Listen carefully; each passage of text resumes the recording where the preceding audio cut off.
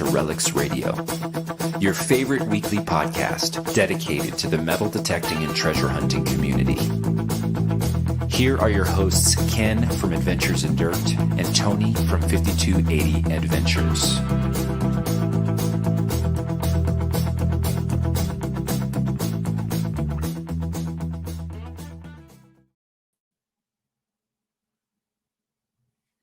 Hold on a minute. I got to get ready here. Yeah, let me just put this on like this. Hey, everyone. DK here from Adventures in Dirt. Welcome Wednesday night. Relics Radio. I need to get my co-host on with me. He is Mr.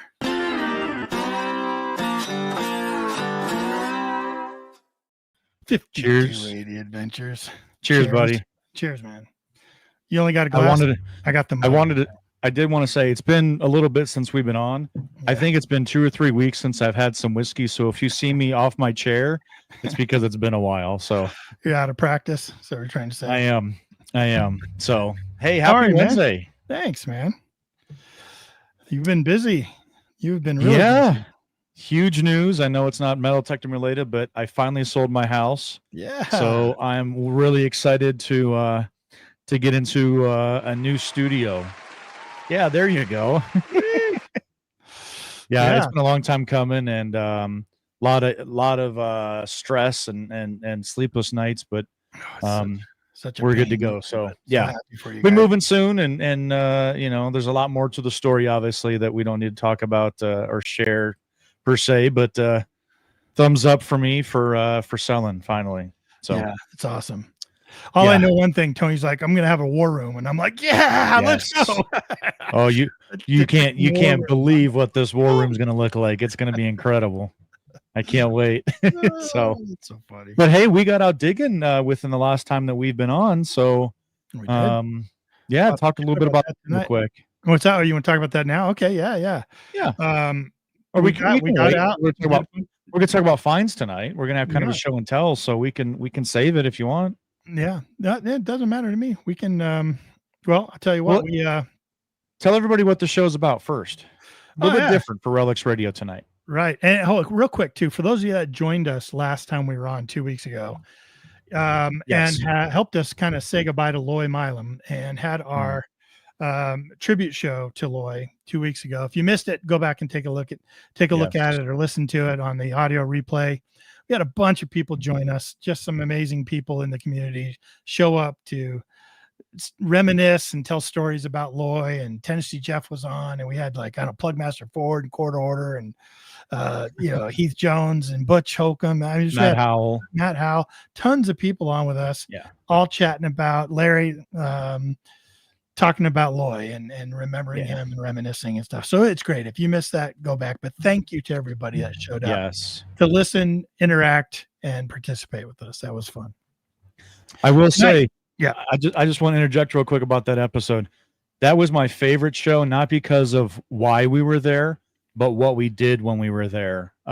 Reminiscing and talking and sharing stories, shedding some tears for a friend to all of us in the metal detecting community. So definitely out of many years that I've been doing this, that I've been on with you and been listening to even Loy and Tennessee Jeff, my favorite show, 100%. And absolutely an incredible, heartfelt show. And I think everybody, really should go back and listen to it, watch it maybe, because it turned out 1,000 times better than I could have ever expected. So yeah, I agree. Right. I agree. I think we really did him justice. It really was a tribute show. I'm glad it came off the way it did. So tonight we're doing a show and tell show. So we thought, we'd come together, do some things, show some stuff we found lately. I said, wait, maybe we can, Tony and I talked, and he's like, let's get other people on to see what they've been finding. We thought, cool. So we kind of put it out there. If you want to come on, you want to do some show and tell, and hey, if you're listening to us right now and you want to come on and show some things, come on. We can send you the link. We just need a way to get a hold of you. If you know us on Facebook, send us a message on Facebook, and we can shoot you the link, and you can come on with us just like this. And some of our guests are all lined up, ready to show us some cool stuff. And we'll get to them, but should be a good show. I'm really excited about it. Yep. It's gonna be awesome. We should have we got some good people waiting right now. We're gonna get to right now that has some pretty incredible finds, and again, hopefully we get more people that want to reach out, come on, show their face, show some finds, and tell stories, and just kind of, I mean, the show's about you guys. The show is about the community and the finds and the stories about what we love doing and everything. So we share it all together. Yep. And have a good time tonight. Yep. Yeah, everyone's popping in. Say hi. Hey, 5 Mile, what's going on? Yeah, get on here with us, bud. Come on, Larry. Jump on with us. I sent you a link. Just click on that thing. Come on up. Yeah, so if you guys want to come on, just let us know. You know, I saw a picture of today. Seth and Kevin Dowd sent me a picture. Oh, no way. Yeah, they're all out and about, getting together and out and about. And I was like, cool, man. I hadn't seen those guys together for a while. I just wish them a bunch of luck out there if they're out there hunting this week. Have a great time. Go get the good stuff. Tell me about it. That'd be awesome. That's right. But I was talking with Jason before, who's waiting in the green room. I was talking to him about us digging recently. And was that last weekend or the weekend before? I think it was weekend before. My days are gone. My brain is gone. But we tried to get Michael on to tell this story, but some of you have heard story of the exhilarating moose story of Tony's. Yeah. Finally, all together got our own hair-raising animal story. It wasn't too bad, but we had an episode with a bull. With a bull. Yeah. First time I've had that happen out in the fields with the cows. Yeah. Yeah, you figure. I mean, out here in Colorado, we're more livestock than planting. You know, back Ohio, it's corn, beans, soybeans. We have more grazing out here. So, you know, we figured a field might be safe. We had permission to go out there, and they were very interested in what we were doing. Yeah. So we'll have some tips on how to keep bulls away. We will. Coming up very shortly. That's right. Your tips on how to fend off the bulls. That's right. You say hi to anybody popping the thing, and then we'll get to it. We'll start getting. Yeah, let's do it real quick here. Going all the way up to the top. Mr. Bill Hayes, always in the chat. And going back to last episode with the tribute to Loy, Bill was there on episode 1, and it was great to have Bill with us and talk about that stuff too as well. So. Yeah. Thanks, Craig Thompson, Brush Popper Detecting. How's it going there? Craig? Good to see you, man. Bob Rose. Relic. There we go. There we go. Yeah.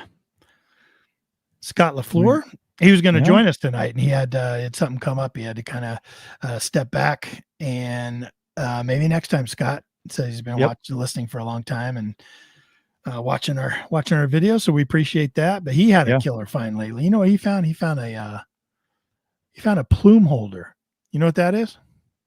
On a hat, right? It's on the hat. Yeah, on a hat. And I don't know what those hats are called. It wasn't a kepi hat. It was some other type of hat. It has the hat badge on it, like the Jefferson hat badge and stuff. And I've never heard of anybody finding something like that. So that's pretty interesting. Pretty cool. Yeah. Yeah. Maybe we'll have more sometime. Yeah, absolutely. Real quick, want to shout out to Teresa, treasure hunter. Hopefully mom's doing well. Mom had a little bit of a medical episode, and I think she's back out of the hospital. So on the road to recovery. Right. So happy for you, Teresa. Yes, absolutely. James Lucier. Hello from Massachusetts. Silver Assassin Metal Detecting. Welcome on with us. Good to see you. I think we had Brandon Townsend up there. Yeah. Drum and Detect. Good to see you. Shaco. Drum and Detect says it's a Shaco. Shaco plume holder. So the hat's called a Shaco. Gotcha. Very cool. Yeah, Chris says Shaco hat. There it is. There we go. Cool. I need to learn my hats. You don't have much sort of Civil War, pre-Civil War era here in Colorado. That's right. Like, hey, we found an old mining hat. That's all. Hey, let's get to our guests. Absolutely. Here we go. Yep.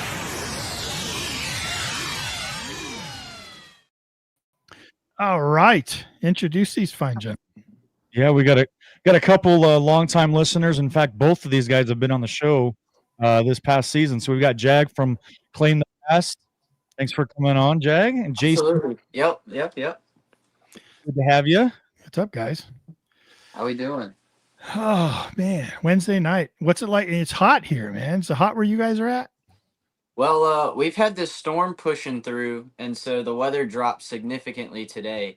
But this past summer has been one of the most brutal summers I think I've ever bear witness to. And it gets pretty hot and humid in North Carolina, especially near the coast where I live. But this summer was just unbearable. And usually about 95 degrees is where I draw the line. And it's been well over 100 degrees every day here in North Carolina. It's just some absolutely insane weather. And when it's not blazing heat, it's pouring rain like it was today. Yeah, it's so humid. It's humid. Really, really hard metal detecting conditions. You have to really time it well between the weather because it's really unpredictable. Wow. How about you, Jason? Jason, You're in South Dakota. Yeah, what's it like up there? Yeah, well, we get some of that Colorado weather as well. It's been ridiculously hot. In fact, they just started school on Tuesday, and a few of the schools don't have air conditioning, so they actually did early releases yesterday and today to start out school. So I think today hit 99. Yesterday was just as bad. Oof. And so, yeah, makes for some tough conditions out there for sure. I think we're all ready for some cooler weather for sure. I say it every year. I'm like, man, I love the hot weather. And then after a while, by this time, I've had enough. Yeah, fall needs to fall. Hey, we got one more person joining us. All right. Who we got? Hey, it's Larry. What's up, guys? Relic Hunter. Hey, buddy. Yo. How y'all doing? Have you on. Good. Thanks for having us.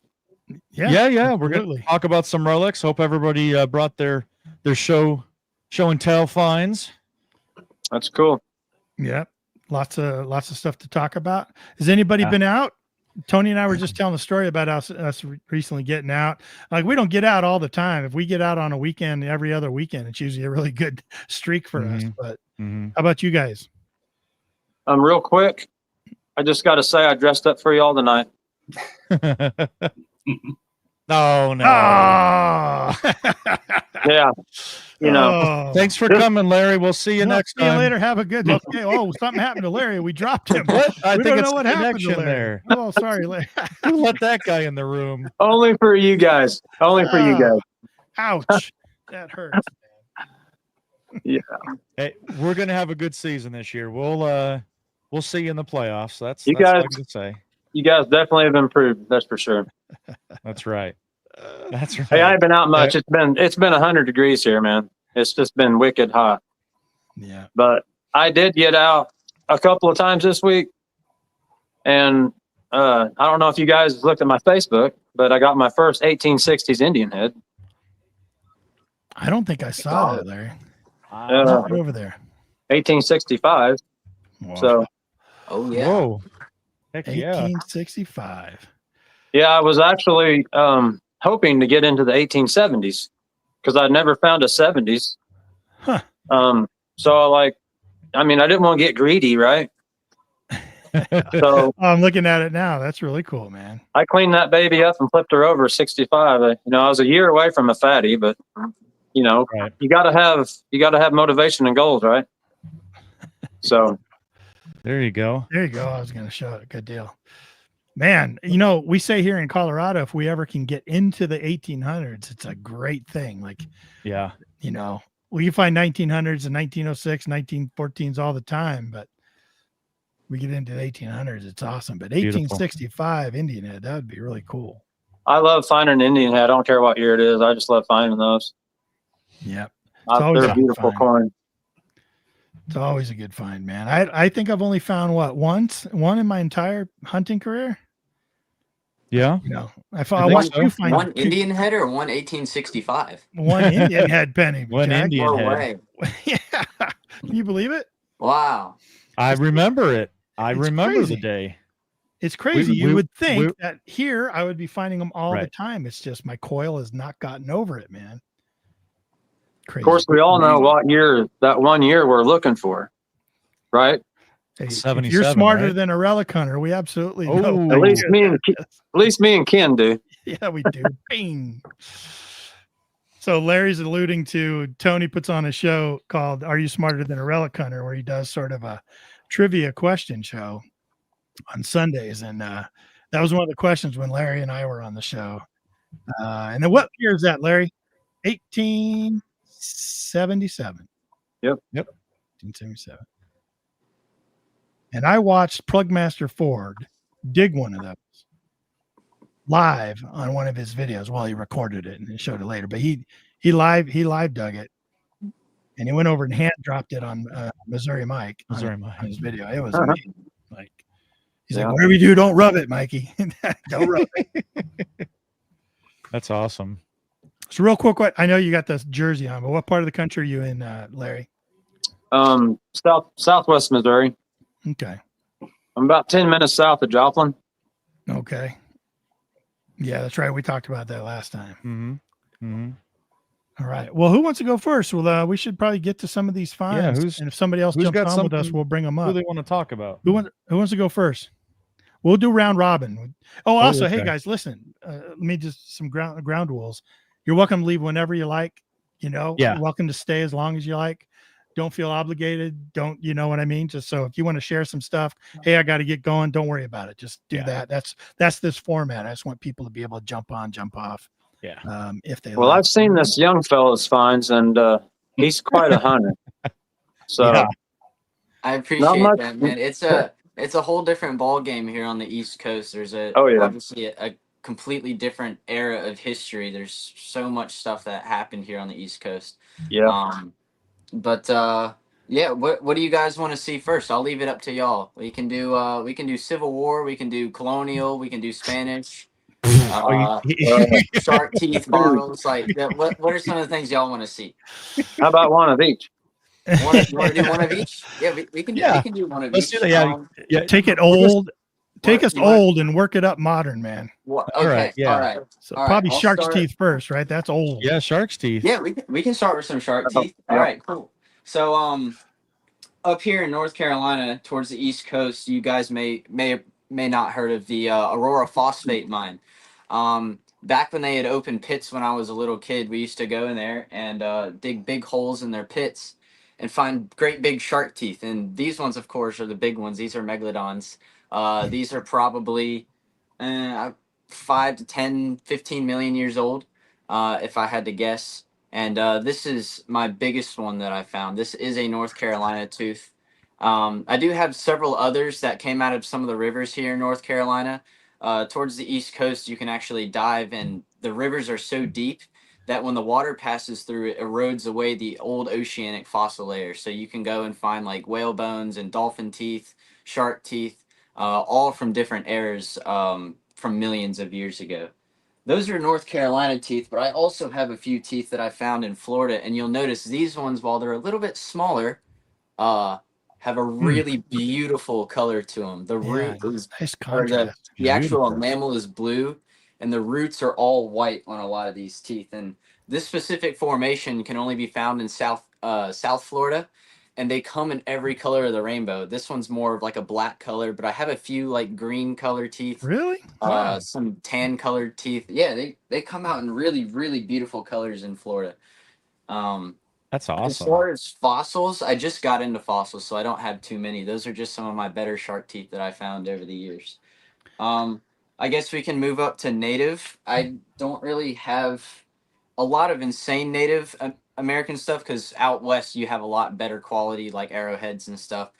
But this is one of my better points that I found. I think I was probably 14 or 15 years old when I pulled this up out of a tobacco field behind my house after school one day. And that's beautiful shape, man. Yeah, along with this point came a few hundred other points, I would imagine, most of which were broken, but that was one of the only complete ones.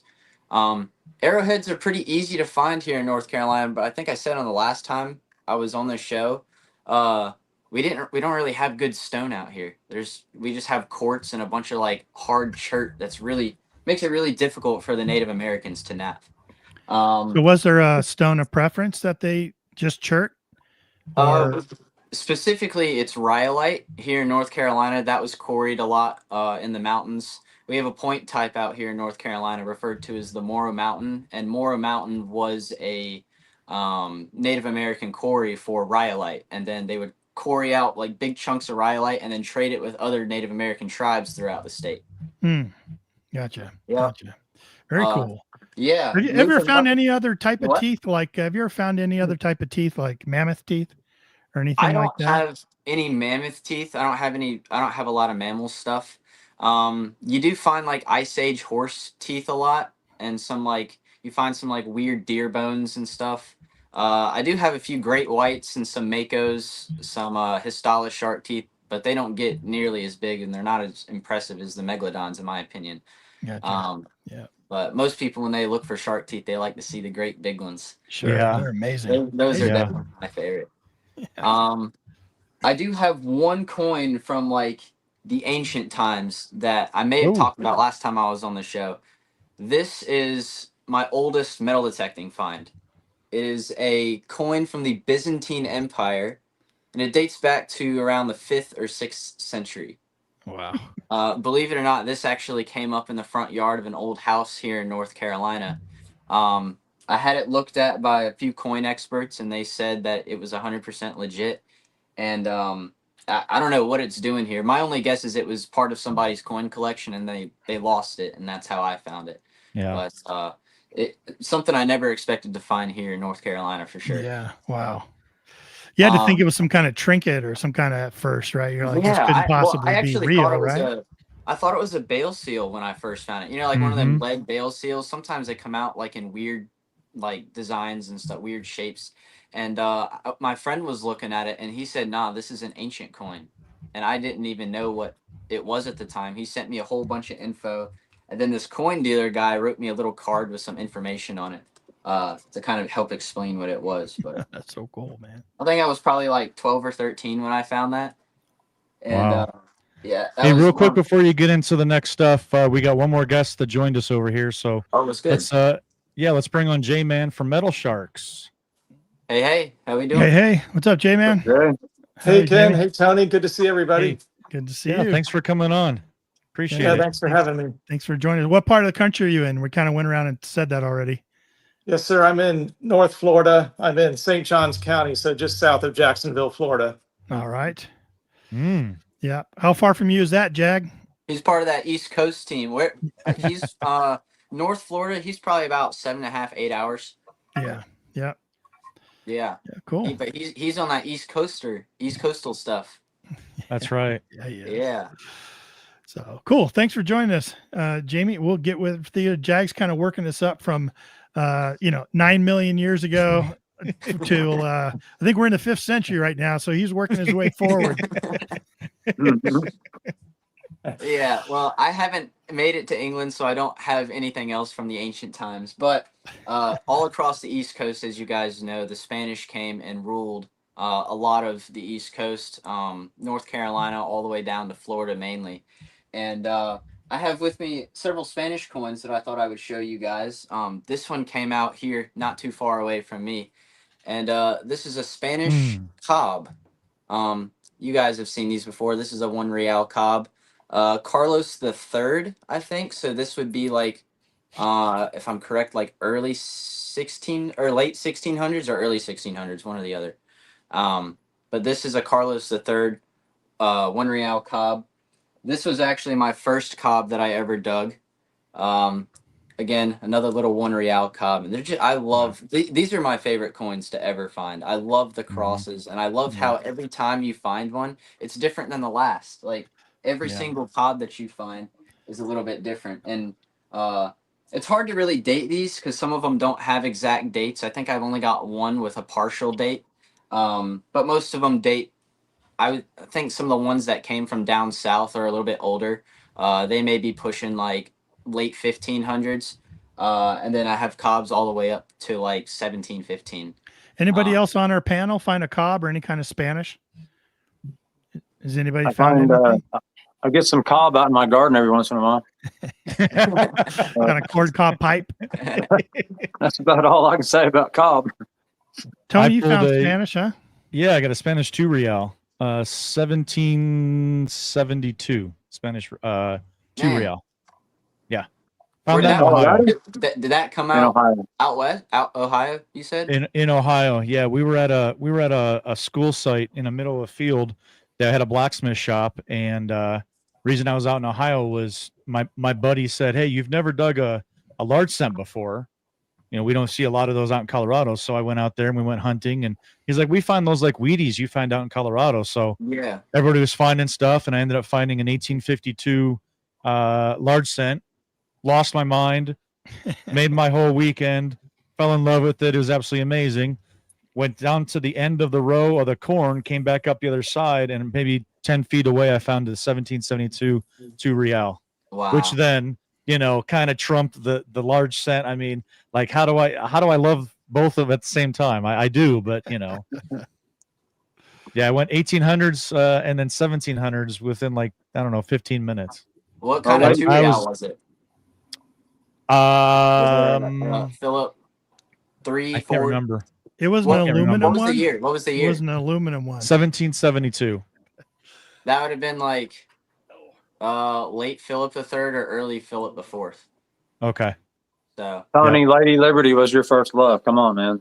I agree. It's tough not to love USA, but I mean, I don't think anybody here would throw back a 1700 Spanish coin. So I remember how excited you were for sure. Oh my gosh, yeah. All right, Jag, we're in the 1500s, right? We're 1500s, working through some colonial stuff. I'll show you some other coins. This is I think these are called like a 2 deniers. I could be wrong, but this is a copper coin. Wow, look how beautiful that is. 1770 something. And this is actually French. This is a French coin. Wow. Do you find a lot of French down there in North Carolina? It's really hit or miss. Like, it's mostly British stuff, but you can find French stuff. It's just really, really rare. You can find some French stuff. I found a Irish halfpenny bank token or something that's from the 1800s.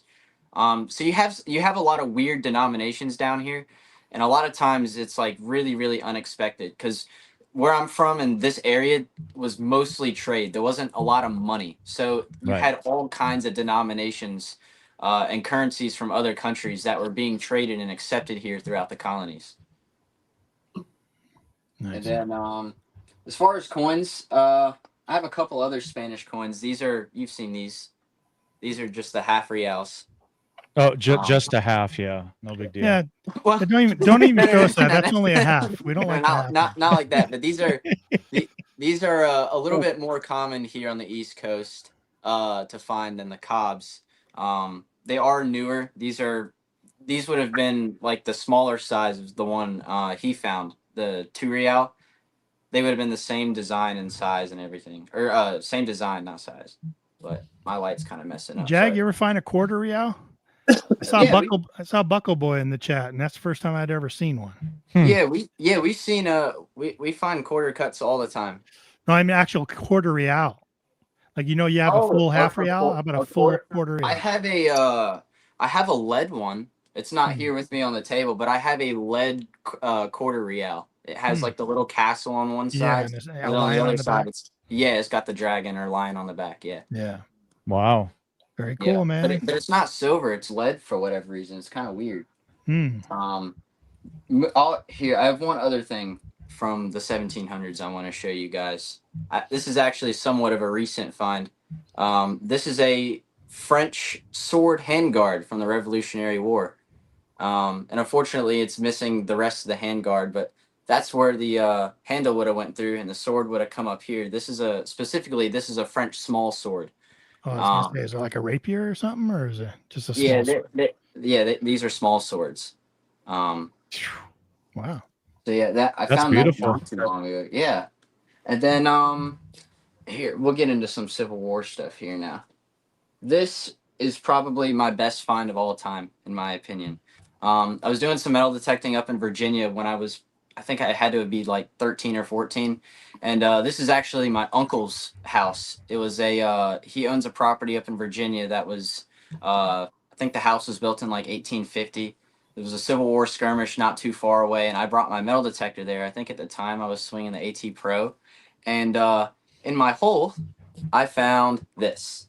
This is 1840s, 1850s malicious sword buckle. I was super, super excited with this, but I rechecked the hole and the signal got weirder. There was obviously still something down there, but the signal was weird. So I decided to keep digging, and this came out. What? So we have the belt in one hole and the sword were in the same exact hole. And yeah, so and this is for those that don't know, this is a Confederate D-guard Bowie knife. Makes sense because I found it in Virginia. A lot of Confederate troops stayed on the property. I think my only other like really good find was a VMI button that came out of there. But it was obvious that Confederate troops had stayed there. The house had actually been metal detected several times before. But this was such a weird signal, I can see why it had left. Wow. It was left. Yep. That's incredible. So who wants to show their finds after Jag? Yeah, I don't. That's it. Everyone have a good night. I'll see you guys. Yeah. Bye. We're gonna start seeing people just drop off the show. You're like, I found a thimble. Come over to the East I Coast. found a thimble. I was going to show you my collection of wheat pennies, but Jag, that's pretty incredible, man. Congratulations. I appreciate that. And then shock you like crazy. This is my best Civil War find for this year so far. This was my first hunt of the year. A carbine sling buckle. I found this up in Virginia at a Pennsylvania cavalry encampment. The troops stayed there for about a month. And I was actually there this past weekend at that spot. I found a couple bullets and a few button backs. But this buckle came out earlier this year, and my first carbine sling buckle. I'm super excited about. That's incredible. It's a special find, man. Here's one final Civil War relic I'll show you guys. This is my best condition U.S. buckle. Dang.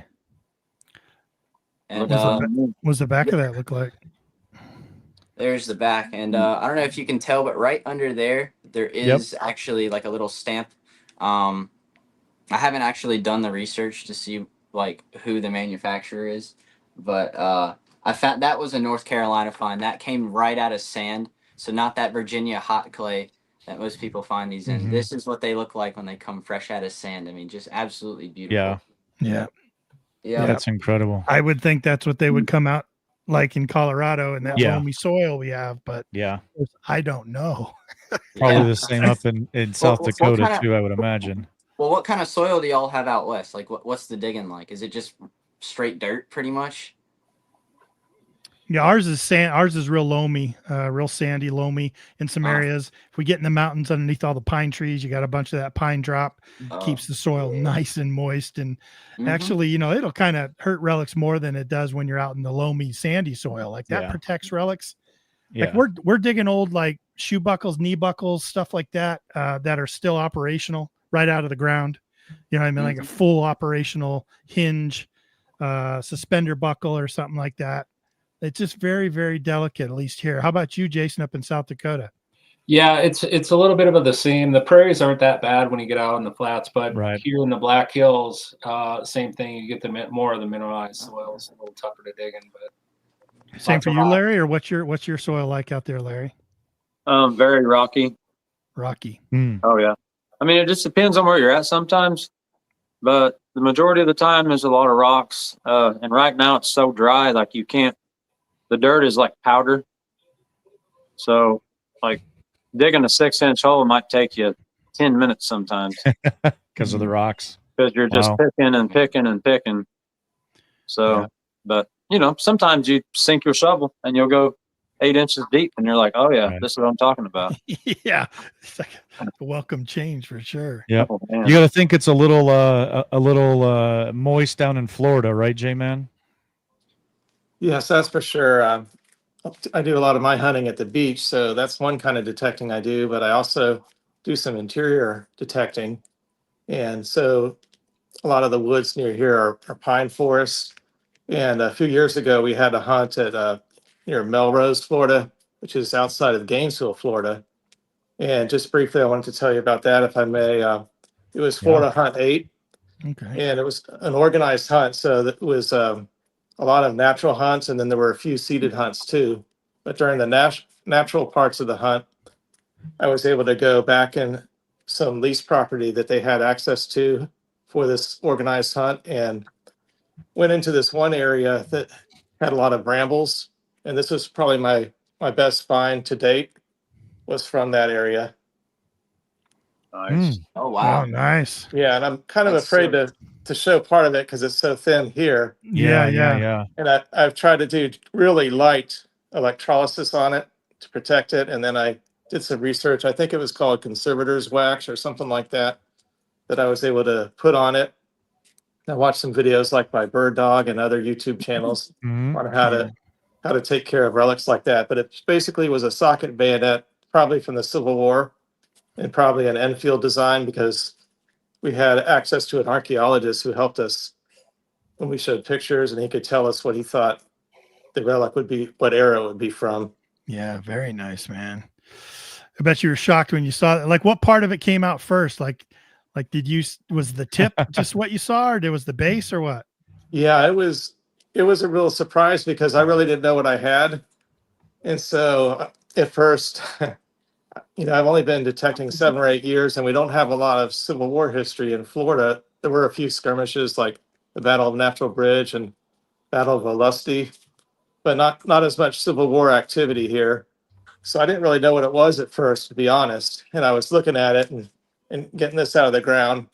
And I'm like, well, I don't know what this is, but I better take good care of it. So I took my, you wear a glove when you're out detecting. So I put my glove on the tip and was able to keep it in my pouch and get it back in safely. But then a fellow that you guys know, Butch Holcomb, Sure. the publisher of American Digger magazine, was on that hunt. And so we were just chatting, as I was coming back in from part of the hunt, and talked to him, and his eyes kind of lit up when I showed him that. And he said, "You know what you've got there?" So that really opened my eyes, and I realized that it was a socket bayonet, and just did a lot of research after that. Mm-hmm. Yeah, that's incredible. When you don't know what, necessarily believe what could be in your area, and then you find something that dates back to that time, your whole mind just explodes and opens up more not opportunities, but like just your brain as to what you actually could come across. Ken and I have had the same thing in Colorado. We're thinking, oh, we're not going to be able to find whatever, but there's places where we can get back to the 1850s, even before, a little bit before. I mean, right now we're looking for a site from 1838. And if we find that, man, it's one of the earliest sites in Colorado, which just blows our mind. We could have an opportunity for something like that. Yeah, and I was really fortunate to find it too, because just to kind of give a shout out to Relics Radio, but also Loy, who you guys had talked about at the beginning. And I wasn't on the show a few weeks ago, but when I first started detecting, probably back in 2018, I remember a few things Loy would say on the show, like, go low and slow and take your time and make sure you have a repeatable signal. Mm-hmm. But I remember he would also not be one to be afraid of going into some brambles or real thickets. So that was another part of that bayonet find, was getting into a really rough area where maybe even Brer Rabbit wouldn't want to go. That's a great tip. I mean, everyone out there listening, right? I mean, when you're hitting sites, even, especially if you think they've been hit before. We were just on a site. We know it's been hit. It's been searched for years. And Tony was like, I'm only going up underneath all the shrubbery, all the thorn bushes, everything that we normally wouldn't touch. And he started finding all the stuff there. And same thing on that buckle, the button house, right, Tony? We got up underneath all that growth, and it'd be like, that's where all the good stuff was. Yeah. The easy stuff is going to get picked out right away. Nice open areas, paths that go through between trees, things like that. But you start slowing down, get up underneath the places that other people maybe haven't spent time on, you're going to find the stuff that was there previously, for sure. Yeah, just briefly, one other find I wanted to share. It may not look like a whole lot right away, but it's this ring here.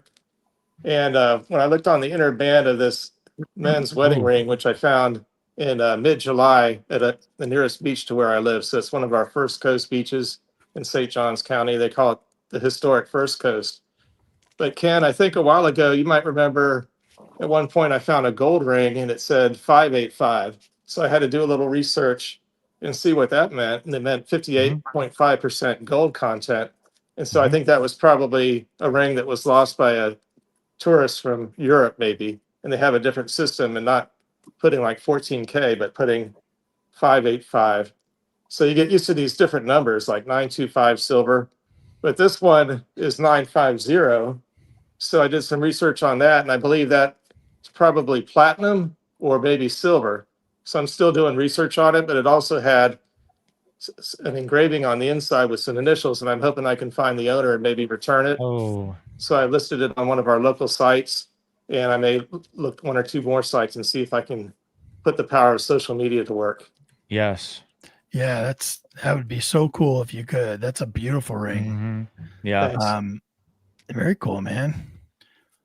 We don't find a lot of jewelry here much because we just don't. We just don't had have a those buddy. kind of areas. He just found a 585. That's right. Gold ring. He did, and I think he said it was 14. It's two different type of not valuation, but quality. And it's 14. It's 14 karat, right? I think is what the 585 is. Yeah. Everyone in the chat saying platinum, Jamie. There you go. Cool. That's a good deal. Thanks. Yep. All right. I wanted to mention real quick, in between Jamie and Jag, Copper Joe had posted that he found a 2000 clad dime. So he did well too. So good job, Joe. Good job, Joe. Good job, Copper Joe. Every find's a good find. Everyone gets a ribbon. Yeah. That's funny. That's funny. Who wants to go next? I know I don't after these guys, man. I don't know. I know. Yeah. I got a penny, I think. I'll get mine over with, I guess. Yeah, let's go. Yeah,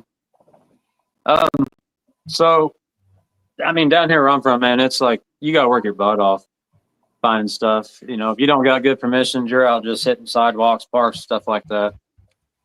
Jag is he's got a nice gig up there. So I appreciate you finding all that good stuff, man. It's pretty cool. You just have to be where the history's at. You know what I mean? And it's if you live in areas like out west, obviously it's not as old, but you're finding, in my opinion, it's just as hard to find a large cent in Colorado than it would be to find like a cob out here. You know what I mean? It's same rarity. One coin's older than the other, but it's the same rarity. You know what I mean? You have to work just as hard to find both. Oh, yeah. Depending on where you're at. So nice outlook. Yep. Mm-hmm. To touch on what Tony said a while ago, when he found that Spanish and that large cent, you find something like that and you think, okay, man, my luck's turned. I'm going to start getting on a roll and finding stuff. And, like down here, I might find something. Like this year's been pretty rough. It's been hot and I just haven't found a lot of good stuff. But you just got to be patient. And just like when I got that 65 Indian head, it was like, oh, yes, finally, something really good for me. It's like I'm super excited about that. And I've only been in this about 4 years now. So, and when you first start going and you get in some good places, you get bucket listers kind of knocked off pretty quick. If you can, you got to get lucky, of course.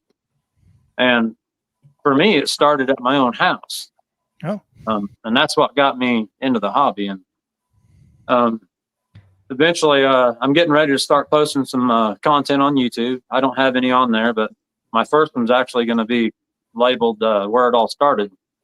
And it's going to be about my yard, basically, because that's what got me so excited about the hobby. And then coming on YouTube and start watching you guys and other guys, and I just started learning so much.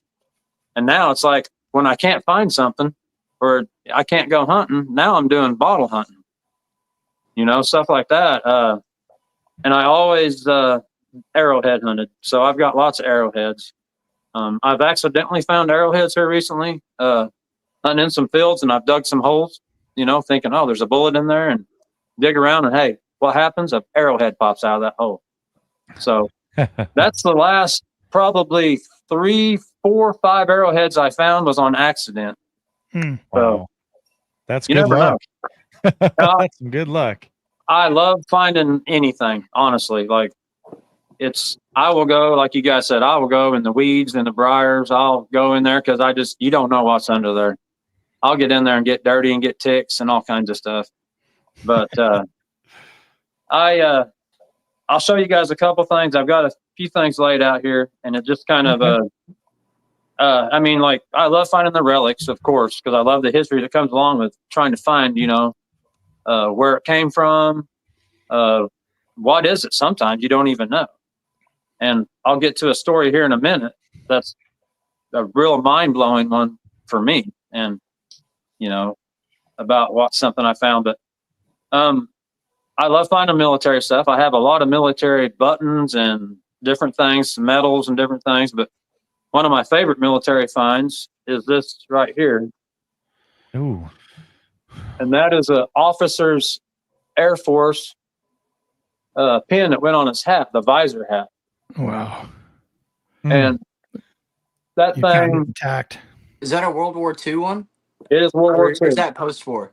It is World War II. I got you. Yeah, that's awesome. Yeah, and it's still got the screw-in piece on the back. That's it does. Wow. When I first saw that in the hole, I thought I had something that was going to be big time gold, but it didn't matter. I love this thing. This is great find, dude. Beautiful. All intact. Do you find those folded up all the time too, or missing parts and pieces of it? Deteriorated. You find a whole complete one. That's so cool, man. Yeah, and the pins where it's stuck in the hat at the top up there. Yeah, they're still sharp. So you could wear this again. You could actually wear it. So was that in Missouri? I found that just a few miles from my house. Wow, nice find. It was at a friend of mine's house. I also found one of the U.S. collar pins about 5 feet away, and it's in terrific condition too. There you go. Oh, that's beautiful. Yeah, I love and those. it has the back as well. Mm-hmm. Oh, look at that. Mm-hmm. Yeah, cool. Yeah, those. I love finding military stuff. It just means a lot. So that was World War II. I found World War I and World War II stuff as well, or World War I stuff. A nice coat button. Yeah, great. Wow, look at that. That's in great condition. Yeah, the back is gone though. Oh, but still, I love it. And I have some Civil War stuff too. A kepi button, tiny. Oh yeah, there you go, man. Nice. So that went on the side of the hat. At the strap line. Yep. Yeah. Mm-hmm. Yeah. So, that's military stuff. I love finding those. And jewelry. I have a lot of jewelry. Here's one of the rings that I found. I found it at the beginning of this year. Let me see. Is that gold or silver? Oh, there you go. It's silver. I don't know if it's real diamonds or not. I never have had it tested. Pretty. Yeah. But it's beautiful. That's a great ring, yeah. And then opal. It's a vintage silver. That's a pretty one. When you look at it in the right lighting. Yeah, it's got a little blue tint to it. Yeah, it has that crazy looking stuff. And of course, who doesn't accidentally like to find a Bennington marble? There we go.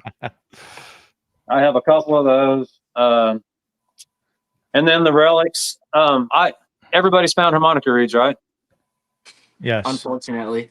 Yeah. But have you ever found the big boy? Oh my gosh, that's huge. Big mamma jamba there. That's called the Goliath. Yeah, it is. My gosh. Is that not impressive?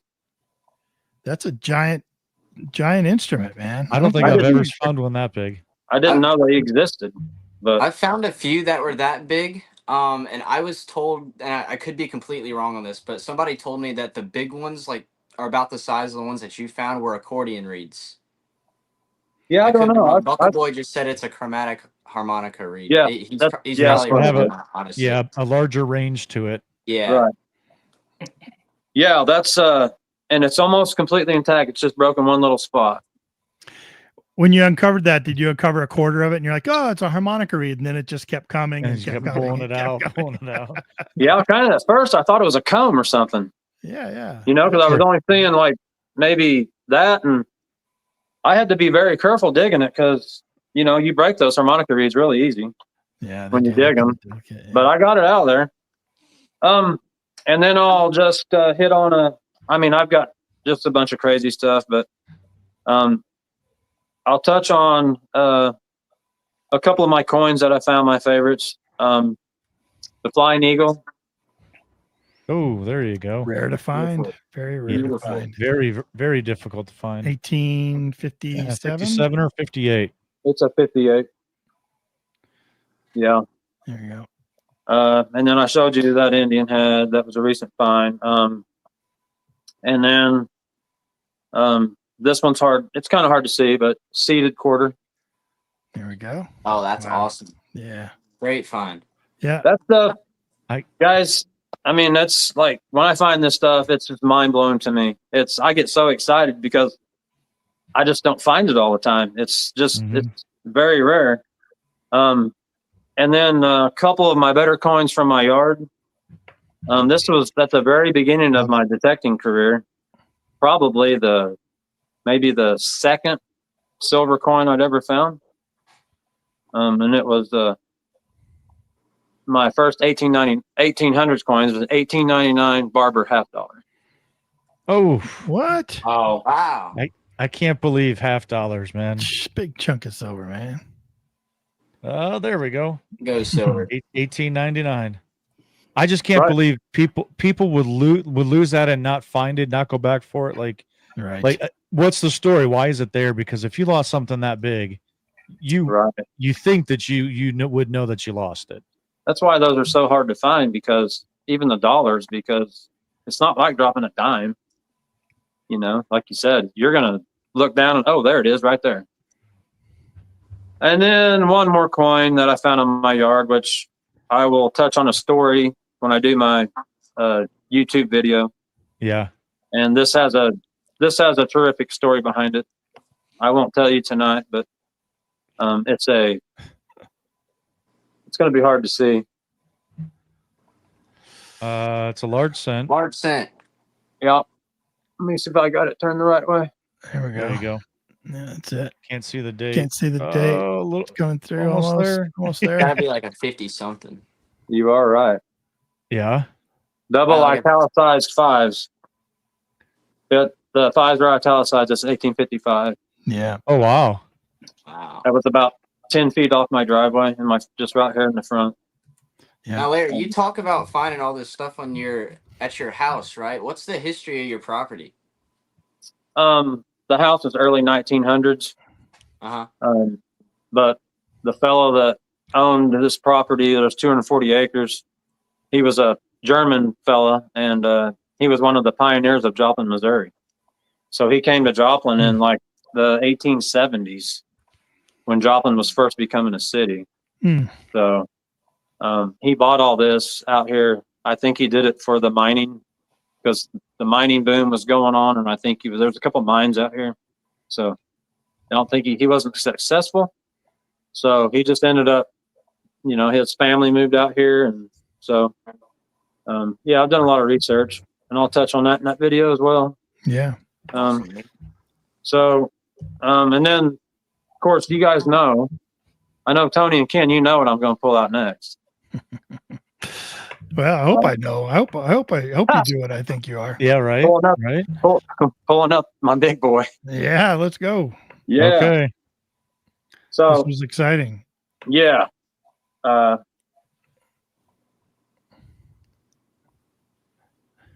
That's so cool, man. Jag, you know what that is, Jag? No, flip it around. It's the same on the other side. It's Captain America's training. I don't know what that shield. Is that hollow? There you go. Canteen. Oh, it didn't Canteen, have the spout. yeah. Right. That is a 1861 Union Bullseye Canteen. Wow. That's awesome. And where did you find that? The story behind this is I found this at the Missouri Show Me Pro-Am back in March. And Mitch and Renita Barks puts this hunt on, and it's on 1,700 acres. And there's a ton of history on that acreage. Like there was a train that went through there at one time, and Billy the Kid actually robbed the train. It was the first train robbery in Missouri. General Grant had been on this property because there were skirmishes there. The Trail of Tears runs through it. But anyways, they had seeded fields, designated seeded fields. But on 1,700 acres, the natural finds they're just everywhere. You can go anywhere and find something. But it was the very last day on Sunday. It was a 2-day hunt.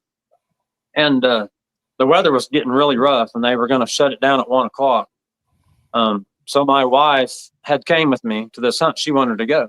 So she went, and she had a great time too. She found a lot of good stuff. And so at the end of the seeded hunt on Sunday, she was like, let's go walk around, look for some natural stuff. So we headed across the road, and we headed and walked up through like 5 big pastures.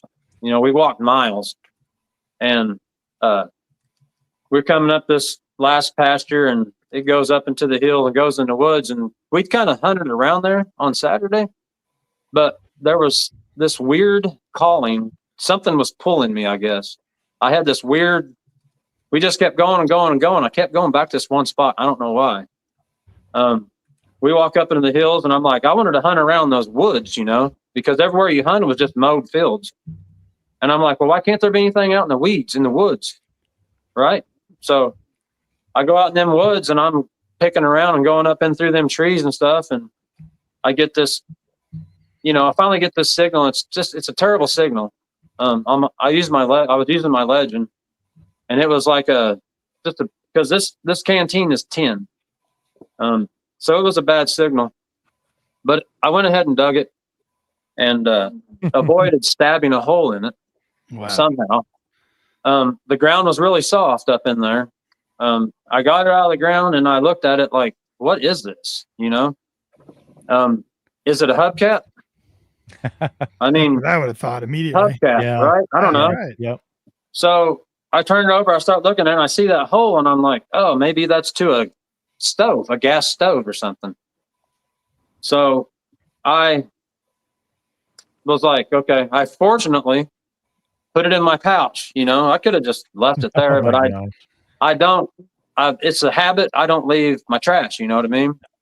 Yeah. I take all my trash and clean the earth as we go hunting. You know what I mean? So I stuck it in my pouch. So it's standing up in my pouch. It's just in there, barely fitting. So my wife's like, we gotta go. It's almost 1 o'clock. It's getting really windy. So we head back, and we go back to the field where everybody was, and everybody had already headed back to Greenville, where they had set up, where they had like all the tents, and everybody was set up, and they did all the giveaways and had lunch and all that good stuff. So we're down in the parking lot going to get in the car, and I see Murray Crow. So Murray and Randy Upchurch are down there, and I run over and talk to Murray, and I was showing him that Flying Eagle coin. Well, Murray looks at me, he goes, what you got in your pouch? And I said, oh. I look over at it, and I said, I grabbed it. I said, I don't know. And I looked at him, and his eyes were like this big. And Murray goes, you know what you got there? I said, no, I don't. I thought it was just something off the stove. He goes, well, let me tell you. He goes, you got yourself a bullseye canteen from the Civil War. And I was like, what? I said, you're kidding me. He goes, no. He goes, that's what that is. He goes, that is magnificent. He was like, you want me to take that for you? I can take it off your hands. I said, no, Murray, I don't. But anyways, Murray was the first one that saw it, other than she saw it at the same time Murray did, because I didn't even show her when I had it. So we headed back to the meetup place, and I went right to Butch and asked him about it. And he said, go get it. And I went and got it, and his eyes did the same thing. He was like, oh my gosh. And, he was just like, he was as happy as I was that I found it. So I was fortunate to make the cover of American Digger magazine on the last issue. So yes, congrats on that. Congratulations, man. So, the 4 years of my metal detecting has just been, it's been full of just so much fun, and meeting so many people, and making new many friends, and learning so much, and it's like, I don't know. It's hard to explain what it's done. It's just so much fun. Matt And with Gone Digging wants to know how deep it was, Larry. People have asked me a lot of questions about that, and because I thought it was trash, and because when I got it out of the ground, I still thought it was trash. I didn't take pictures. I didn't take video. I didn't show my wife when I had it in my pouch. And I know that it was probably a good 10 to 12 inches deep. But I will tell you that dirt, it was just so soft. There wasn't a single rock in it. And it was just like this thing came out of the ground. When I reached down in there, it was like it came out of butter. And it just was, saying, here I am. So, well, it just goes to show you. I mean, you started out by saying it wasn't a good signal. You dug it anyways. You stay committed to it, going 10 to 12 inches deep on it. Man, it paid off for you. Congrats on that. That's awesome. Thank you. I appreciate that. But here's the other part. Here's the other part where you're going to have to kick my butt. I scanned around in that area because I was like, maybe there's something else here. Right. And I was getting that same kind of signal in multiple spots. Right there, huh? Well, guess what I didn't do? You didn't go back and dig it. I didn't dig those signals because when I thought that was trash, yeah, right. I walked off. I walked off from it, and it took me about a month to get over not doing that. I mean, like, that's all I could think about was going back to that spot and digging up those other signals. Because how do I know there wasn't like other Civil War relics sitting there in that ground with it? So it's a hot spot. You got to get back there. Hey, it was lesson learned. The hunt won't be in it won't be in the same place this year though. So we won't be going back there. Yeah. So, but lesson learned. I mean, yeah, Buckboy's comments would make us all sick. What gets thrown away by the unknowing. Sure. That's why he spent 4 years writing the book he's got coming out. But the stuff we throw away, I guarantee you that we've all thrown stuff away. That's probably been something. You know what I mean? Right. I don't throw any of my trash away. I have totes and buckets full of it. So nice. That's so cool. Hey, Jason, we want to get up with you. We want to get up to you next, Jason. First, we need to pose a question to the group. And actually, Jason, we'll let you answer first. And then as we make our way around, we'll get to some of your finds. We'll start with you, Jason. And think the rest on the panel, just think about this. What would you consider boring to most that you find exciting? So it's something you find exciting that you think is just boring, would be boring to most. Yeah, that's a great question. That's actually my first find here. Like Larry, like you got to have these stories that go along with some of these finds.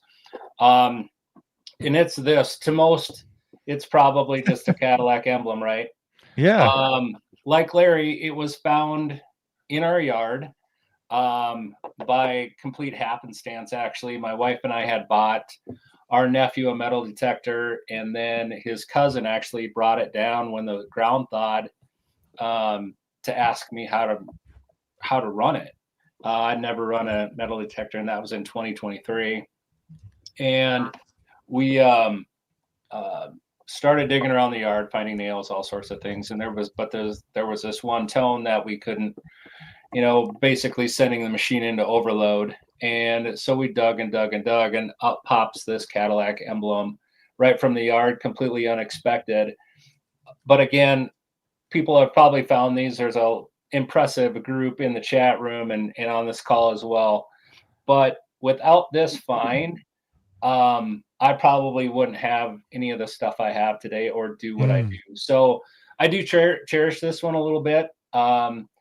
So obviously, we did the research on it. It looks like it comes back from a 1948 to 52 Cadillac. And it was in a unique spot in our yard. There's some history behind our property. We have a large, what I would deem to be a commercial type business that was here. So I think there was vehicles coming and going, and obviously that fell off, and we found it with $100 metal detector. And so when we pulled that from the ground, my mind just exploded, and I thought, well, what can you do with a $300 metal detector to do with. So 3 metal detectors later, but I credit that because I don't know what we'd have done if we'd have just found a bunch of stuff and trash in the yard. But this find kind of spawned it for me. So are you watching? Yeah. Cool. How about who else wants to take it? Jag, what do you think? Something you find exciting you think most people would think was just boring? Well, everything that I find it pretty exciting, and I feel like you guys would find it exciting too. But I would to answer that question honestly, I collect a lot more than just like shark teeth and bottles and arrowheads and metal detecting stuff. I collect like antiques and stuff too. So a lot of times when I go visit old places, I like to collect like old books and like maybe old signs or like random things that are like non-metal detecting finds that are still somewhat preserved. A lot of times I explore like abandoned houses, or I get the opportunity to go like visit some abandoned places, and most people just hand you like, I don't know, a random piece of something from their house, or sometimes you find like a dusty book cover, and I actually find those really cool. I save a lot of, especially books. A lot of people find books and don't really think anything of them because most of the time they're like all falling apart and stuff. But a lot of times I like to save just the covers of the books, and I'll make like murals or I'll frame them or something, because a lot of the old antique books from the 1800s, they look really cool. And yeah, I think that's how I would answer that. That's cool. Jamie, how about you? Hold on, I want to talk about what Jack said.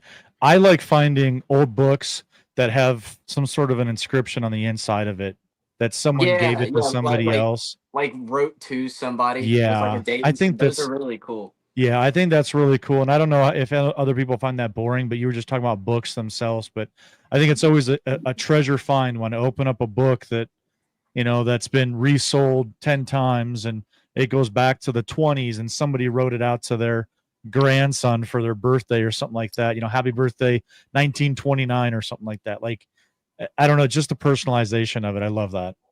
Sorry to interrupt you there, Jamie. No. Oh, that's all right. Well, Tony and Ken, that's a really good question, and it got me thinking a little bit.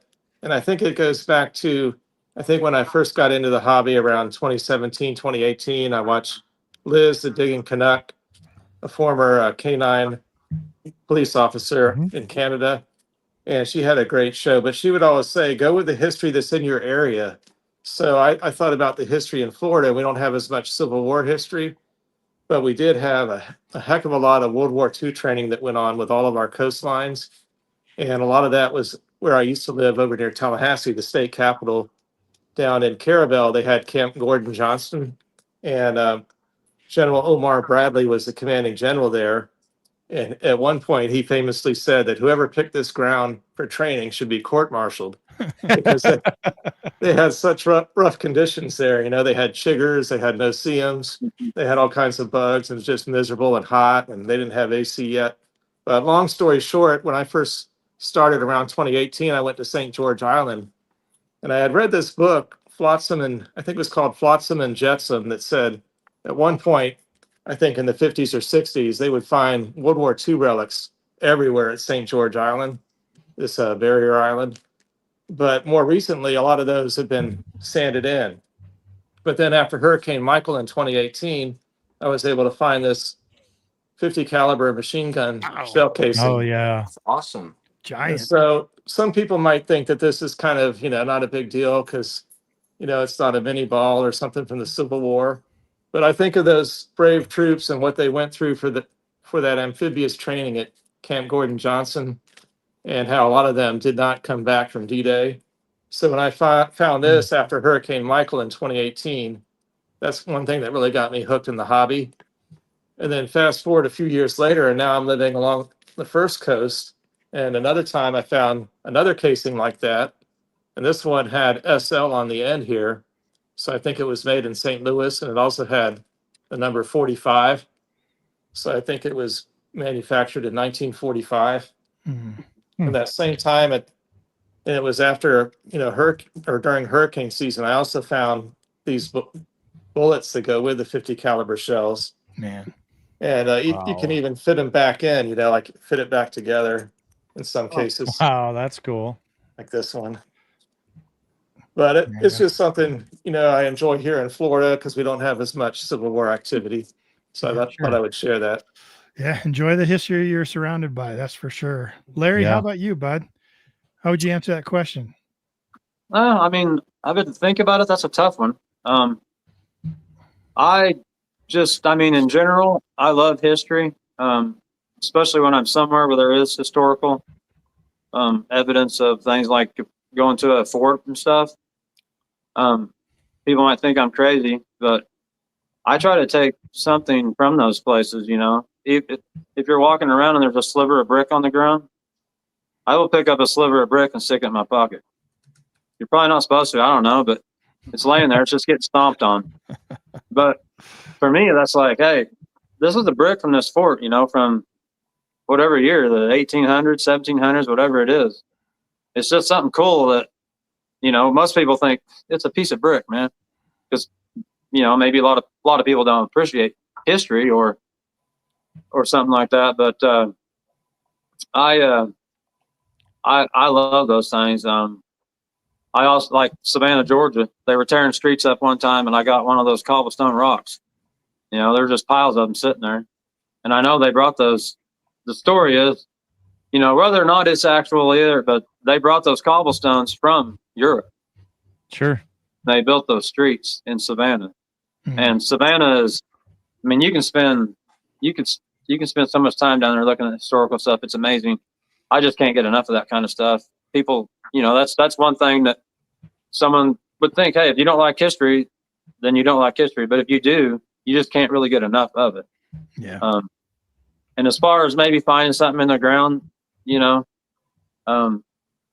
probably the number one is a wheat penny. Like, people probably are like, wheat pennies, right?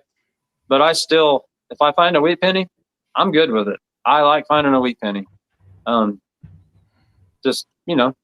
looking for that 1909 VDB. So that's right. Got to turn a lot of them over until you pull that one. You do. One of these days. What about you, Tony? You have a think about that one? I know we've been busy behind the scenes, like chatting back and forth. Yeah, honestly, I'm just going to say buttons and bullets. It doesn't matter how many, we're at sites right now that it's, late 1800s, early 1900s. We're finding a lot of modern stuff crossover and contamination. But if I find an old button, I don't care, man. To me, it was on somebody's shirt who was a pioneer coming through Colorado, and there's no design on it. Maybe on the back it says extra quality or something like that. To me, it's still history to that site. And many people, I've seen videos, and people maybe don't even show them necessarily a lot on videos anymore. It's like, oh, just another flat button or whatever. I don't know, man. It was on somebody's clothing that was coming across who weren't dropping any money. I can tell you that. So I got to find the stuff that they were dropping. Right. And it was generally like a button. Or maybe, you know what? Honestly, pocket knives. I like pocket knives too. Yeah, those are cool too. Yeah. Especially this is what blows my mind. When you find it and it's still open. Like, somebody was using it, they dropped it, and they said, I'll just leave it there. I'm going to walk away from it. What? Yeah. Not Tony. Tony's like, what about you, man? Oh, it's probably tokens. Like anything token, anything like a tax token. I know most people just get sick of those and they're tired of them. Oh, it's just a token. But tokens always thrill me. Anything that has any writing on it. I don't care if it's a clock part or anything, if it's got writing on it. And I'm right with you there for buttons. I mean, I'll put a button in a place of honor and actually, kind of put it up in let me see if I can put that. What you got there? Oh, I was just thinking, we were out at that site not too long ago. Going back out there in that area. Early 1900s ladies button, but hey, yeah, it's a cool design on it, and it very cool design. Retains a place of honor in its own little thing. So, most people just think, oh, it's just a boring button, but it's cool. What I do is when I look at that in this case, I know who I was with, I know what I was doing, I know how hot it was, I know what happened during that trip, I know how many steps I took. and other stuff I found with that. So yeah. On that trip, there were more than one of those buttons found. I do. I'll always have that memory when I look at that button. That's right. I'll always think mine has the center post, and Jeff's did not. That's true too. Which isn't that crazy how you can look? You could look at something in your relic case and take you right back to that moment. Right. That's what's cool. I think that's cool. Sure. Jason, what other stuff you finding up there in South Dakota?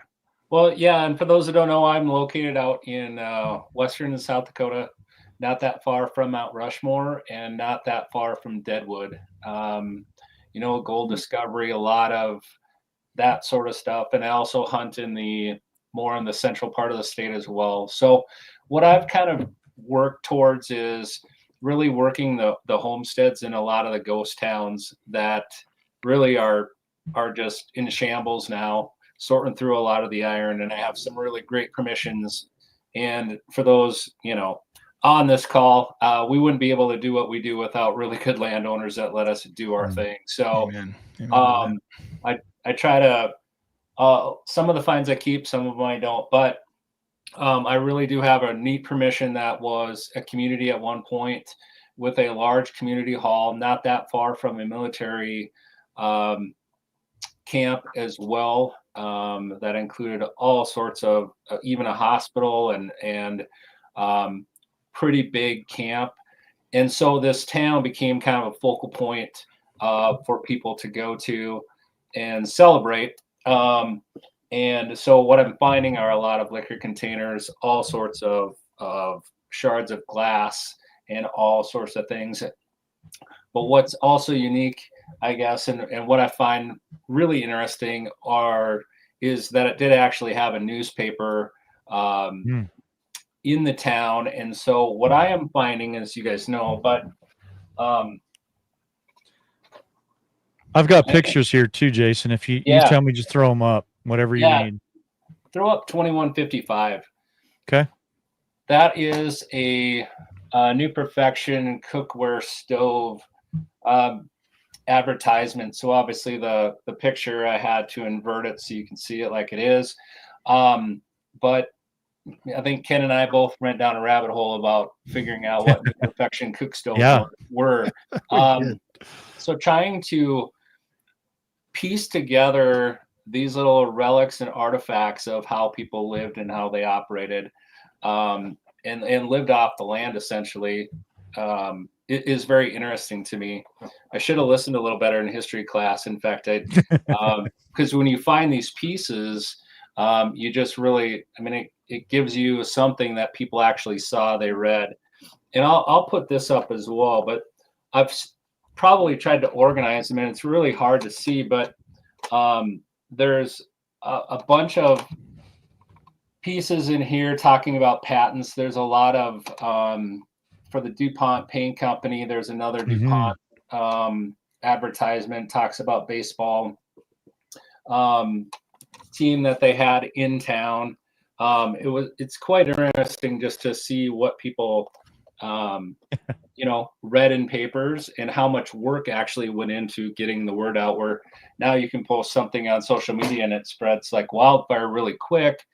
It wasn't like that back in the day. One of the unique ones I did it here is actually, it's a picture of one of the ones I have in here. I'd actually found one of these pieces, put it in my bag. I went back, I cleaned out my bag. I saw that it was a plate. I kept it and put it aside. I went back later, probably a couple weeks later, and actually found the second piece. And when I got home, I started going through them, and I actually saw that they fit together. Wow. And what it is actually, so I printed it out, what it meant on the back, but they're actually limericks of sort of that old settler type humor, play on words. And so I find particular interest in that. Hey, Jason, before we move on to the next one, Ohio Relic Hunter, as we were looking at the New Perfection stove,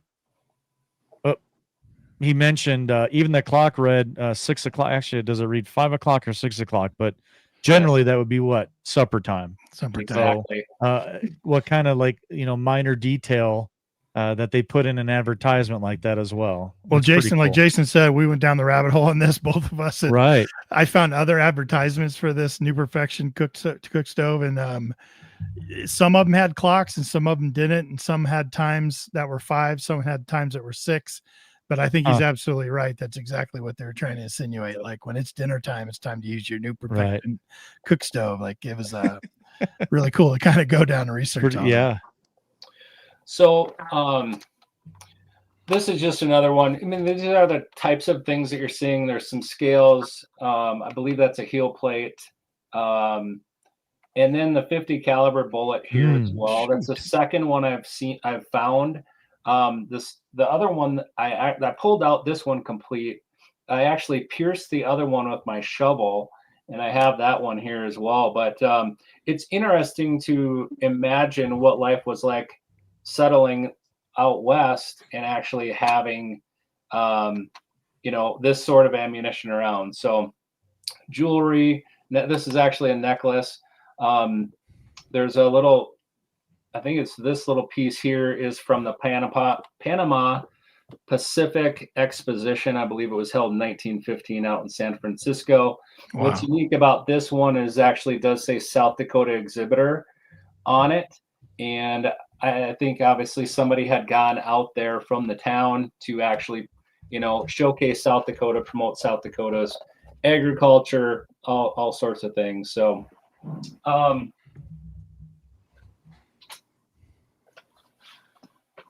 little bit more of the jewelry. Here's the other one that I pierced. Wow. More printing relief plates. And then shoe buckle. All sorts of different things. But and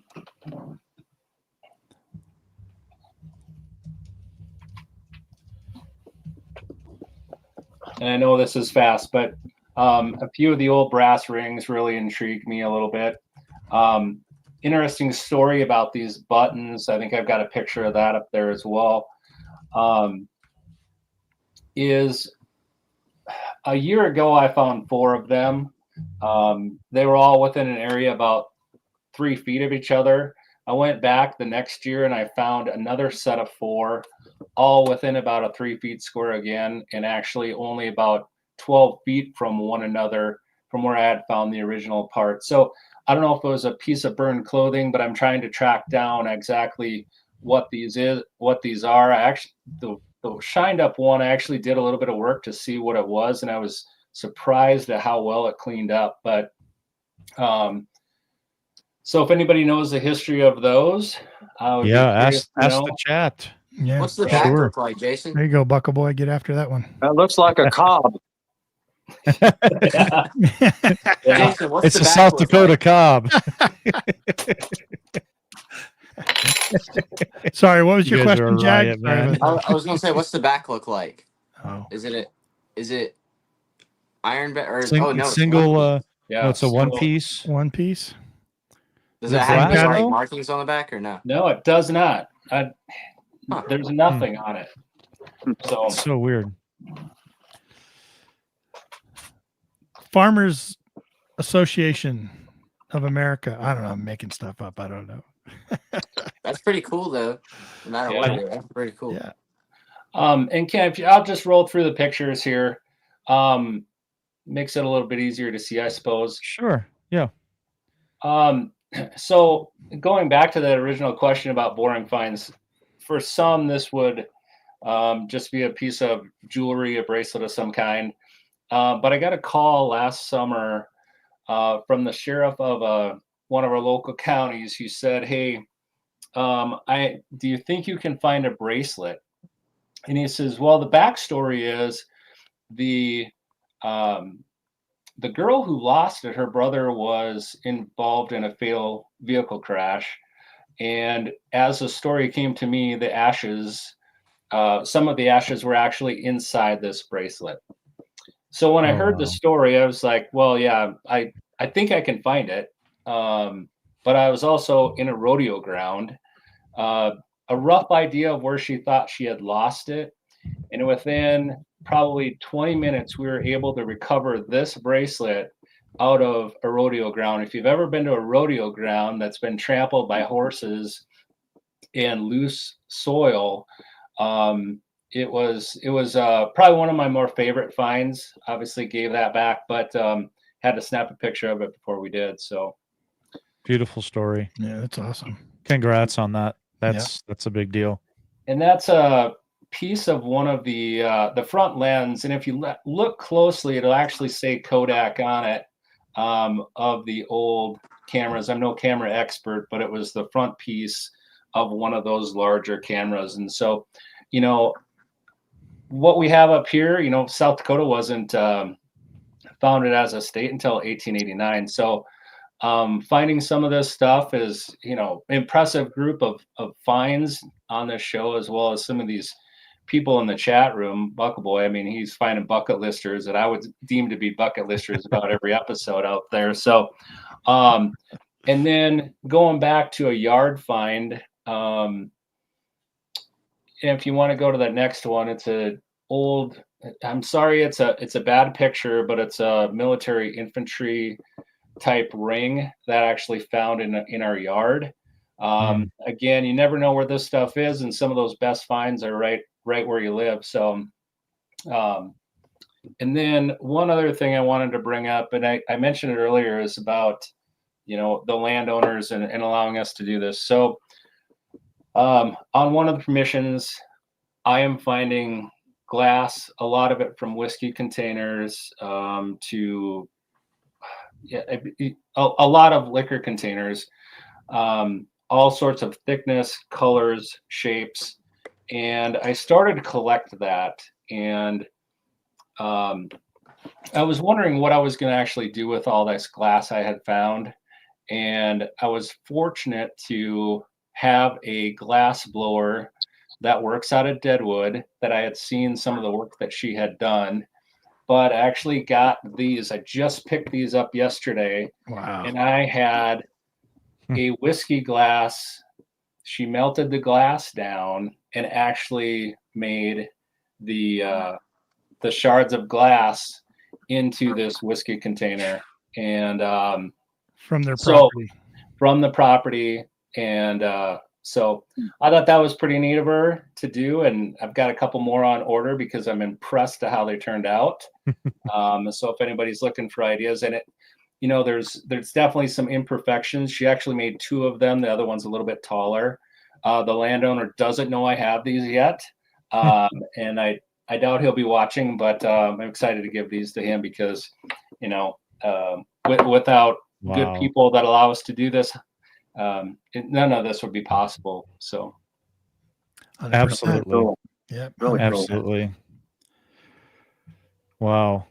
Yeah, we had some you showed, I mean, you went through a lot of stuff. There's a lot of comments, but Buckle Boy really thought that was awesome with the glass. Scott LaFleur says, now that is rad. An honor to drink out of one of those. Yeah. Like, absolutely. They're going to be thrilled. They're going to be absolutely thrilled. Oh my gosh. Yeah. And they won't believe you did it. And you know what I mean? Like, it's really cool, man. We were talking about that earlier. I've never heard of somebody ever doing that before, of taking that, melting it down and redoing what it was intended to do, and kind of respecting that relic and the history. And then on top of it, giving it back to the landowners.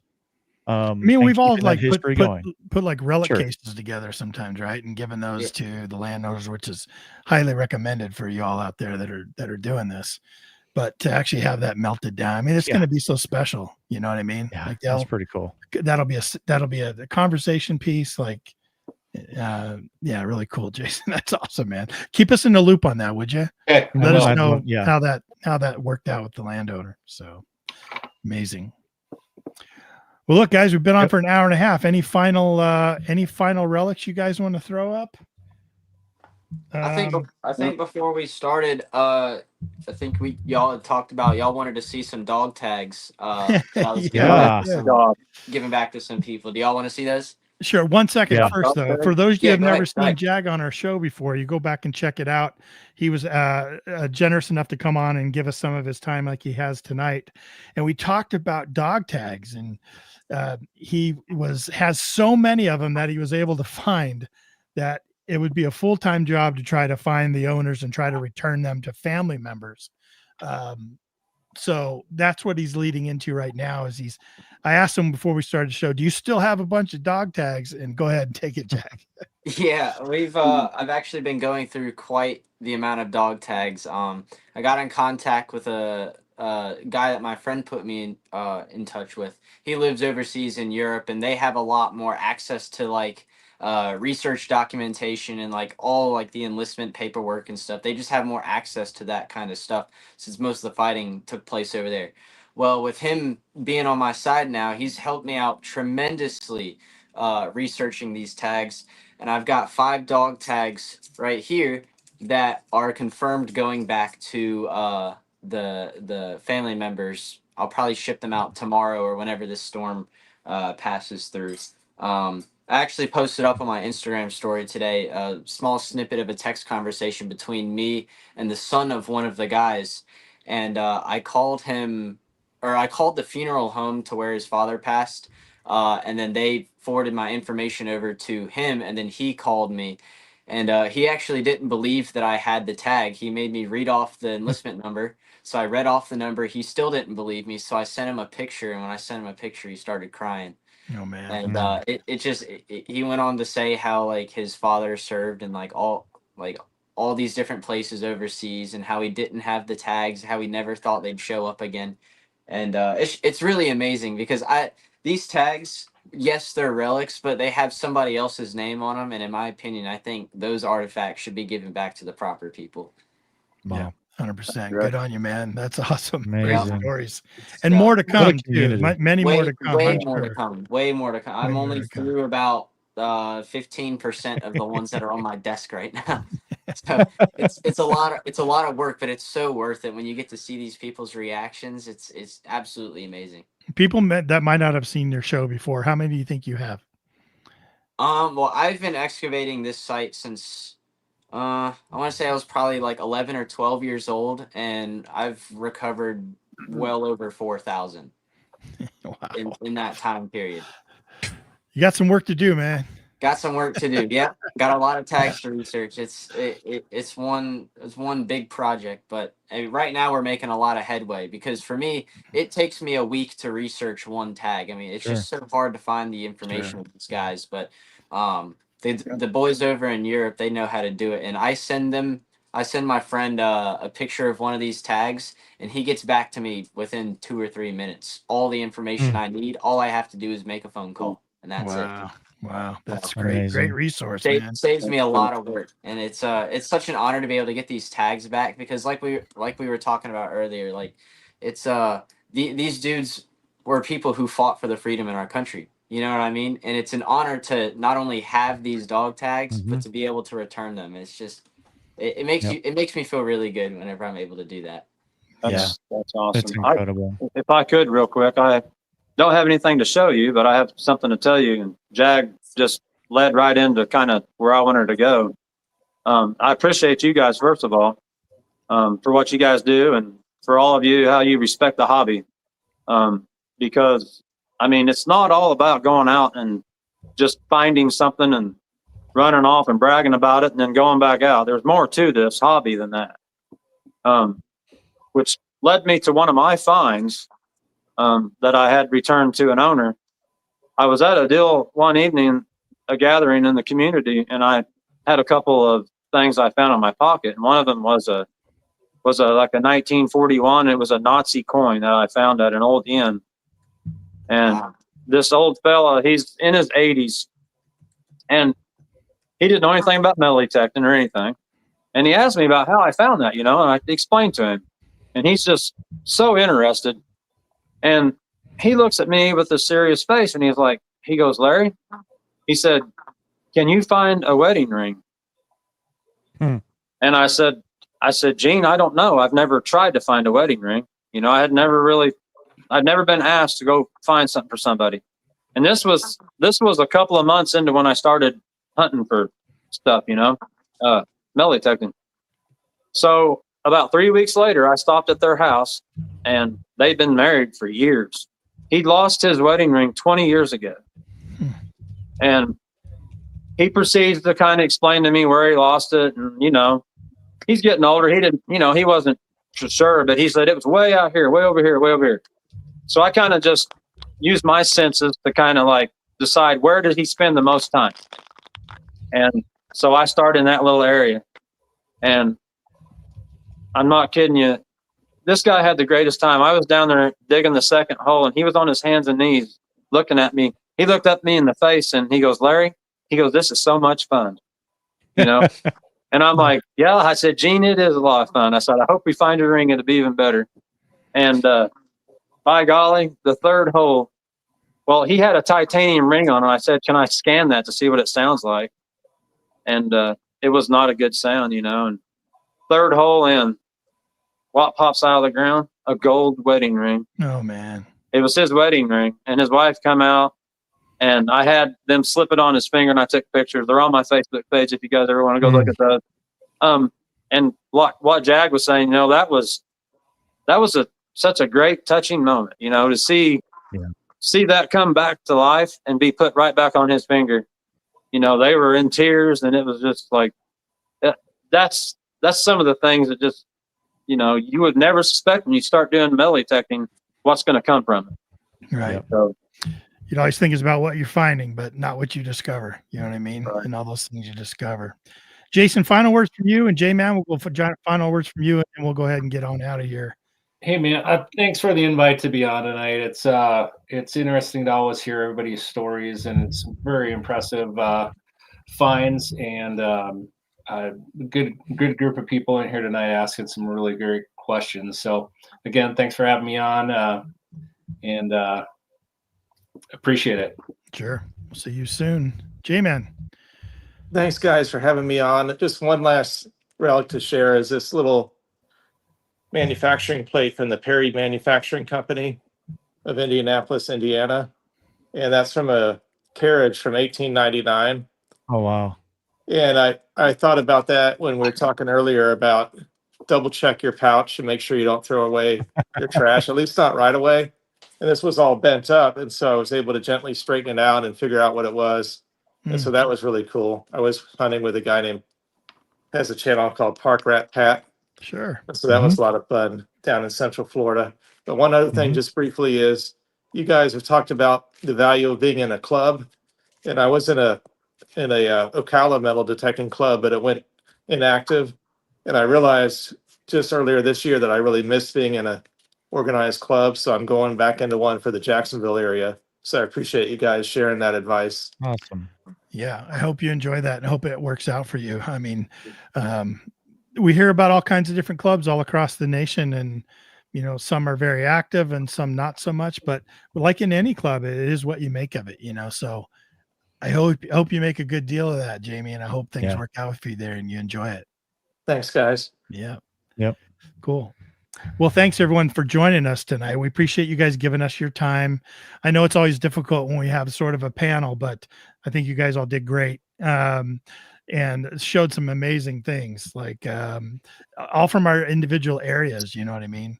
And I just want to thank you guys for showing up and showing us and our listening audience and viewing audience all kinds of cool things. And if you happen to be catching us on the audio replay, this probably wasn't the most exciting episode for you, but I encourage you to come on over and check out the video portion of our podcast here. Yeah. Tony?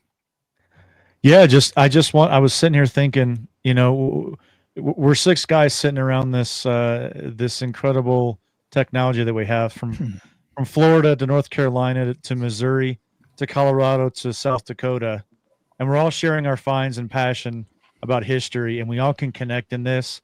I think it's a fantastic community, not only in the United States but all across this world. We talk to people all around the world and share this passion. And I think it's a tremendous thing. I thank all of you guys for coming on tonight with us, just giving us your time, hanging out and talking about our passion. So thank you very much to all you guys. And I appreciate it tonight. Had a good show. Enjoyed it. Yeah. Excellent. Thanks a lot for having us. And good luck everyone out there. All you guys, man. And go Chiefs, guys. Thank you very much. Jag, thank you, man. Go get that good stuff. You're on fire, brother. You're on fire. I'll try my hardest. Good luck, to everyone. everybody in Show here. us what you find out there. Absolutely. Cheers. Everyone in the Let's keep chat. it Good night, Good guys. luck. Good luck. See you all. Good night. So long, all. Thank you so much for listening to Relics Radio. We will see you back here next week for another exciting guest. Until then, get out and dig it all.